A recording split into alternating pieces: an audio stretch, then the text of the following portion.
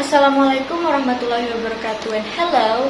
Before I start with my monologue, I would like to say thank you so much to the Almighty God, to my respectable lecturer, and to all of the audience that have given me the very special opportunity to deliver my monologue in front of all of you. Firstly, I'm Saada from English Education Study Program B Class 4th semester. By the way, have you ever heard of the political issues that have taken the world by storm recently? Yes, that's right. The war between Russia and Ukraine. Russia actually attacked Ukraine. The invasion was then marked by explosions in a number of Ukrainian cities, including the capital, Kyiv, Odessa, Kharkiv, and Mariupol. Until now, the war is still going on. Although peace talks are being carried out by the two countries, the ceasefire hasn't yet occurred. The issue of a Russian attack on Ukraine has been rolling since November 2021. A satellite image shows a new buildup of Russian troops on the border with Ukraine. Moscow is believed by the West to be mobilizing 100,000 troops along with the tanks and other military hardware. Western intelligence says Russia will attack Ukraine. Russia denied this, but widely circulated Putin's country will attack February 16. Moreover, large-scale military exercises were also carried out, including in the sea and neighboring Belarus. Although the first prediction did not come true, Estonian intelligence, a NATO country in Eastern Europe, still gave warnings.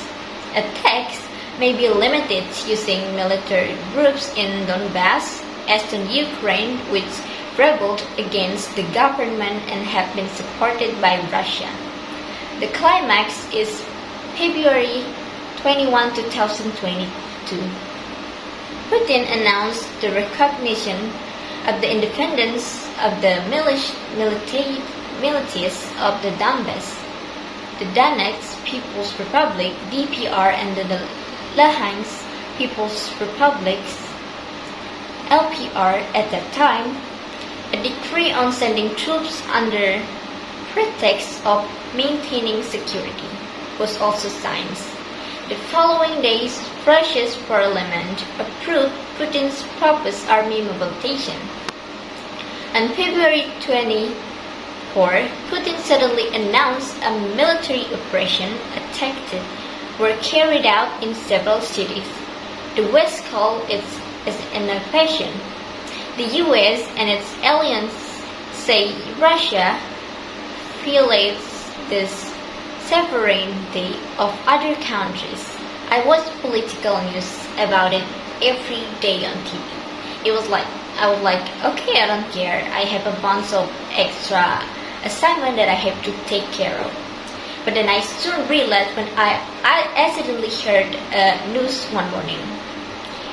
Nearly a quarter of the world's children are estimated to live in countries affected by armed conflict or disasters.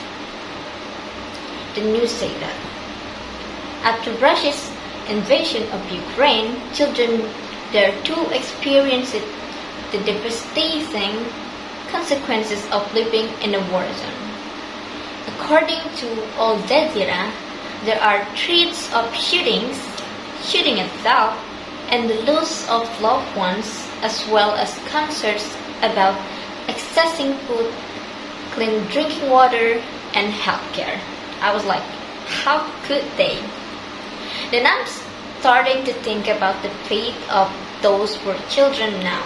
Imagine, it was very difficult to get water and maybe proper food at such a very young age.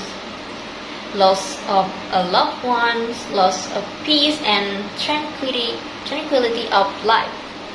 In addition, this war also has an impact on the possible consequences for years to come. For example, post-traumatic stress disorder or PTSD and depression may occur after the war in both adults and children. How is it possible that we can still live well every day while they are experiencing prolonged suffering? It's like stuck in a bubble that nobody wants to burst. Children need to feel safe every day, but during the war, sadly, they lost all that sense of security, safety. It's tearing me apart. It should be noted that my existence here is not because I'm a pro against Ukraine or maybe Russia. I only see this from a humanitarian perspective, and I think invasions, wars, or whatever it is, anything that harms innocent people should be stopped immediately.